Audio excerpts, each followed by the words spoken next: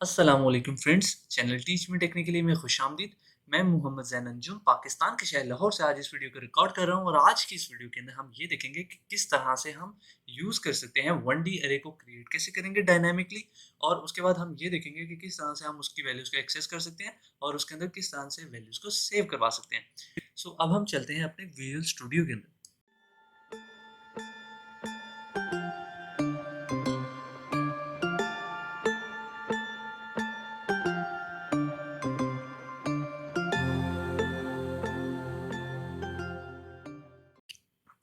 So friends, अब हम आ चुके हैं अपने विजुअल स्टूडियो के अंदर और आज की इस वीडियो के अंदर हम ये देखेंगे कि हम फर्स्ट ऑफ ऑल यूजर से इनपुट लेंगे 1D अरे के अंदर। वो 1D अरे जो कि हमने डायनेमिकली क्रिएटेड की होगी, ठीक है। और उसके बाद हम क्या करेंगे, अपने पास जो हमारे पास 1D अरे आई है उसके वैल्यूज का एवरेज कंप्यूट करेंगे, ठीक है। सो हम एक फंक्शन बनाएंगे और उसका एवरेज कंप्यूट करेंगे। So let's start. First of all हम क्या करने वाले हैं, हमें क्रिएट करनी है 1D अरे। और 1D अरे को क्रिएट करने का तरीका ये है कि फर्स्ट ऑफ ऑल आपको बनाना होता है एक पॉइंटर, ठीक है। सो क्योंकि आप डायनामिकली अरे क्रिएट कर रहे हैं, सो डायनामिकली जब भी आपको मेमोरीज को क्रिएट करना होगा तब आपको जो यूज करना है वो पॉइंटर्स ही यूज करने हैं, ठीक है। सो फर्स्ट ऑफ ऑल हम यहाँ बनाते हैं पॉइंटर। सो पॉइंटर का नाम है int static teach me technically, ठीक है। सो ये हमारे जो यूट्यूब चैनल का नाम है उसी को हमने पॉइंटर का नाम रख लिया। सो हमने यहाँ क्या किया, फर्स्ट ऑफ ऑल यहाँ पर एक पॉइंटर क्रिएट कर लिया जिसका नाम है टीच मी टेक्निकली, ठीक है। अब हमें क्या करना है, अब हमें ये करना है कि इस पॉइंटर पर हमने एक 1D डायनेमिकली अरे को क्रिएट करना है, ठीक है। सो वो अरे को क्रिएट करने के लिए हमें यहाँ पर लिखना होगा अपने पॉइंटर का नाम first of all, so teach me technically. उसके बाद हमें यहाँ पर लिखना है न्यू। न्यू का जो कीवर्ड है वो हमें हेल्प करता है डायनेमिक मेमोरी को क्रिएट करने के लिए। सो हमें यहाँ पर लिखना होगा न्यू। न्यू लिखने के बाद हमें क्या करना है, न्यू लिखने के बाद हमें ये करना है कि अपने डेटा टाइप बतानी कि कौन सी डेटा टाइप की मेमोरी को क्रिएट करना चाहते हैं हम हीप के अंदर, ठीक है। सो क्योंकि हमारा जो पॉइंटर है वो इंटीजर है तो हमें यहाँ पर इंटीजर ही लिखना होगा क्योंकि ये डेटा टाइप जो हमने यहाँ पर क्रिएट की है और वो डेटा टाइप जो हमारे पॉइंटर की है वो दोनों डेटा टाइप सेम होनी चाहिए। सो हमने यहाँ पर लिख दिया न्यू इंट। और न्यू इंट के बाद हमें क्योंकि 1D अरे बनानी है, सो हम यहाँ पर लगाएंगे ब्रैकेट्स और ब्रैकेट्स के अंदर हम अपने साइज को बताएंगे कि क्या साइज हम अरे का बनाना चाहते हैं। सो यहाँ पर हमने क्या किया कि फर्स्ट ऑफ ऑल क्रिएट किया एक इंटीजर डाटा टाइप का पॉइंटर और उसके बाद हमने क्या किया कि हमने 10 डिफरेंट मेमोरी लोकेशंस को क्रिएट किया डायनेमिकली।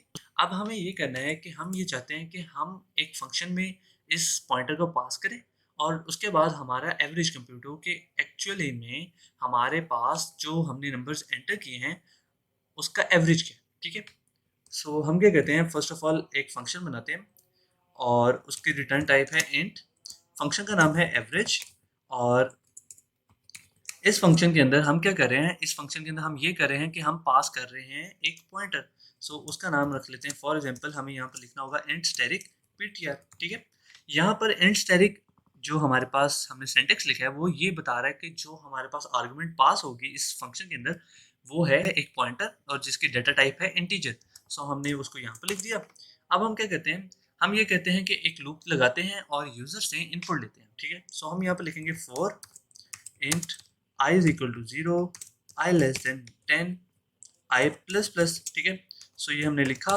इसके बाद हम क्या करने वाले हैं, इसके बाद हम ये करने वाले हैं कि वैल्यूज लेते हैं, ठीक है। सो हम यहाँ पे लिखते हैं सी आउट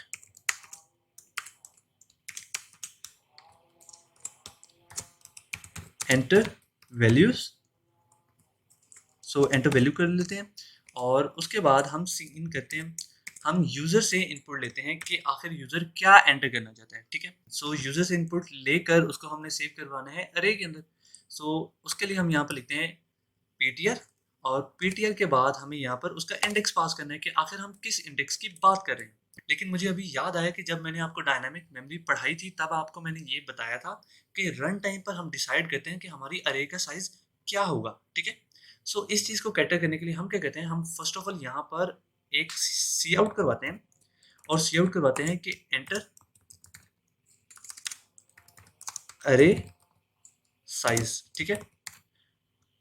सो हमने यहाँ पर एक सी आउट करवाया और सी आउट करवा के हमने यूज़र को कहा कि आप एक अरे का साइज एंटर करें। यहाँ पर मैं एक वेरिएबल बनाता हूँ और उस वेरिएबल का नाम है साइज। ठीक है, सो ये मेरे पास एक वेरिएबल आ गया जिसका नाम है साइज। ठीक है, अब मैं क्या करता हूँ, मैं सी इन करता हूँ और यहाँ पर साइज की वैल्यू यूजर से इनपुट ले लेता हूँ। ठीक है, इसको मैं यहाँ पर लिख देता हूँ। सो फ्रेंड्स, यहाँ पर मैंने चेंजिंग क्या की, फर्स्ट ऑफ ऑल मैंने एक साइज का वेरिएबल बनाया और उसके अंदर यूजर को कहा कि आप कोई साइज की वैल्यू एंटर करें। ठीक है, सो यूजर जब भी कोई साइज की वैल्यू एंटर करेगा इंटीजर डेटा टाइप की, उसको मैं यहाँ पे पास कर दूंगा। ठीक है, और आप देख सकते हैं यहाँ पर कोई एरर नहीं आया। इसका क्या मतलब है, इसका मतलब है ये सिंटेक्स बिल्कुल ठीक है। और ये सिंटेक्स क्या कह रहा है, ये सिंटेक्स ये कह रहा है कि मैं यूजर से रन टाइम पे पूछूंगा कि आपको किस साइज की अरे चाहिए। अब जो भी साइज है, मुझे नहीं मालूम कि यूजर 10 एंटर कर रहा है या 100 एंटर कर रहा है। ठीक है, यूजर जो भी एंटर करेगा उतनी मेमोरी लोकेशंस उस साइज की अरे मेरे पास बन जाएगी डायनेमिकली मेमोरी के अंदर। ठीक है, सो वो साइज की अरे मेरे पास एलोकेट हो जाएगी और मेरा टीच में टेक्निकली पॉइंटर उसको पॉइंट करेगा। अब मैं ये कहता हूँ यहाँ पर एक वेरिएबल भी ले लेता हूँ जिसका नाम होगा साइज, और ये वेरिएबल मेरी हेल्प करेगा मेरी लूप को डिफाइन करने के लिए कि मेरी लूप को कितनी दफ़ा चलना है। ठीक है, सो मैं यहाँ पर आई लेस देन साइज लिख देता हूँ। ठीक है, सो आपने देखा कि यहाँ मैंने ये किया कि यूज़र से ही पूछ लिया कि आपको किस साइज़ की अरे बनानी है, और उसके बाद उस साइज़ की मैंने अरे को यहाँ पर बना लिया। और उसके बाद हमने यहाँ पर क्या किया कि लूप को चलाया और उस अरे के अंदर वैल्यूज़ को सेव करवा दिया। ठीक है, अब क्योंकि वैल्यूज़ सारी सेव हो गई हैं, अब हम क्या कहते हैं, अब हमें ये करना है कि इन तमाम जो वैल्यूज़ यूज़र एंटर कर रहा है उनको ऐड करना है, और ऐड करके बाद में हमने उसका एवरेज कैलकुलेट करना है। ठीक है, सो हम क्या करते हैं, हम वो काम एक सेपरेट फॉर लूप में कर लेते हैं। ठीक है, हम वो काम इस फॉर लूप में भी कर सकते थे, लेकिन हम एक सेपरेट फॉर लूप बना लेते हैं ताकि आपको आसानी से समझ आ जाए। ठीक है, सो हम क्या करते हैं, हमें ये करना है, फर्स्ट ऑफ ऑल एक वेरिएबल बनाते हैं सम का और उसकी वैल्यू को जीरो से इनिशियलाइज कर लेते हैं ताकि हमारे उस सम के वेरिएबल के अंदर पहले जीरो पड़ा हो और हम जो भी चीज़ ऐड करें वो जीरो के अंदर ऐड हो जाए। ठीक है, सो हमें यहाँ पर लिखना है सम इज इक्वल टू सम, जो पिछली वैल्यू सम के अंदर पड़ी है उसके अंदर क्या ऐड कर दो, उसके अंदर ऐड कर दो वो पॉइंटर की वैल्यू जो कि ith इंडेक्स पे पड़ी है। सो हम यहाँ पर लिखेंगे ptr और यहाँ पर लिखेंगे i। ठीक है, सो हमने यहाँ पर लिख दिया sum is equal to sum plus ptr और ith वैल्यू वो यहाँ पर आ जाएगी। अब उसके बाद क्या करना है, हमने यहाँ पर हमने कैलकुलेट कर लिया सम। अब क्योंकि आप जानते हैं कि एवरेज कैलकुलेट करने के लिए आपको क्या करना होता है, एवरेज कैलकुलेट करने के लिए आपको ये करना होता है कि आपके पास जो भी सम आता है उसको डिवाइड करना होता है साइज से। ठीक है, टोटल साइज से। सो आपने उसको यहाँ पे किया और यहाँ पे करने के बाद आप रिटर्न करवा रहे हैं एवरेज की वैल्यू को। सो ये यहाँ तक हमारा फंक्शन कंप्लीट हो गया। यहाँ तक हमने क्या किया इस फंक्शन में, हमने ये किया कि हमारा एक फंक्शन है जो कि रिटर्न करेगा इंटीजर को, और उसके पैरामीटर्स हैं, एक फर्स्ट ऑफ ऑल पॉइंटर और दूसरा पैरामीटर है साइज। पॉइंटर क्या करेंगे, हम पॉइंटर्स को यूज़ करेंगे और पॉइंटर को यूज़ करके हम इनपुट लेंगे यूज़र से। ठीक है, उस पॉइंटर का साइज़ कितना होगा वो यूज़र बताएगा। ठीक है, उसके बाद जो वैल्यूज़ वो एंटर करेगा, एंटर करने के बाद हम उन तमाम वैल्यूज़ का सम फाइंड करेंगे।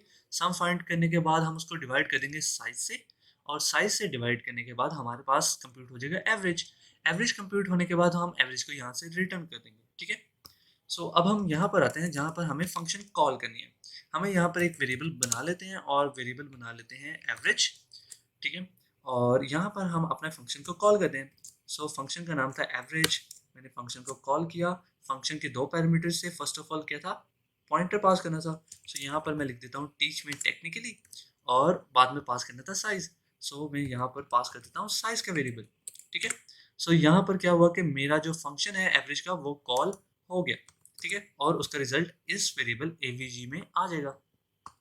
अब फाइनली मैं यहाँ पर क्या करता हूँ, आउटपुट करता हूँ और आउटपुट करवा देता हूँ कि आखिर मेरे पास एवरेज की वैल्यू क्या आई है। ठीक है, सो यहाँ पर मैं लिख देता हूँ एवीजी और हमारा यहाँ पर प्रोग्राम कंप्लीट हो गया।